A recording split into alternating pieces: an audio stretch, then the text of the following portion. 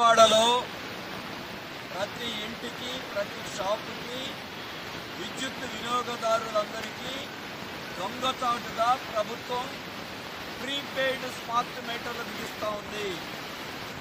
ఇది రేపు రాబోయే రోజుల్లో ప్రజల జేబులు ఖాళీ చేసేటువంటి అదానీ మీటరు.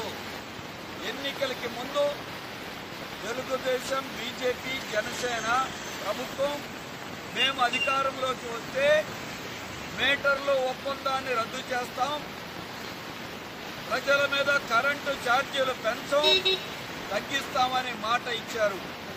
కానీ ఇవాళ మీటర్లు ఆపుతామని మాట చెప్పి మీటర్లు ఎందుకు బిగిస్తా ఉన్నారు?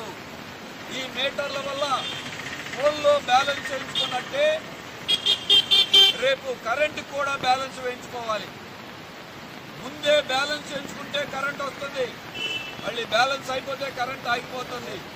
అసలు ఈ ప్రమాదకర విధానాన్ని ఎందుకు తేవాలి అంటే ప్రజల జేబులు ఖాళీ చేయడానికి. ఇదే కాదు, ఈ మీటర్కి అయ్యే ఖర్చు 13,000 రూపాయల నుంచి 30,000 రూపాయల దాకా మీటర్కే కాదు, దీని నిర్వహణకు కూడా ఖర్చు అవుతుంది. సుమారుగా 10 ఏళ్లలో రాష్ట్ర ప్రజల మీద 36,000 కోట్ల రూపాయలు భారం అయిపోతున్నారు. ఇది అదానీ మెప్పు కోసం. అదానీ దేశవ్యాప్తంగా మీటర్ల కంపెనీలు ప్రారంభించి మోడీ గారు ఆదేశమిస్తే, కేంద్ర ప్రభుత్వం ఆదేశమిస్తే అంతకుముందున్న ప్రభుత్వం లొంగిపోయింది. మరి వాళ్ళున్నటువంటి కూటమి ప్రభుత్వం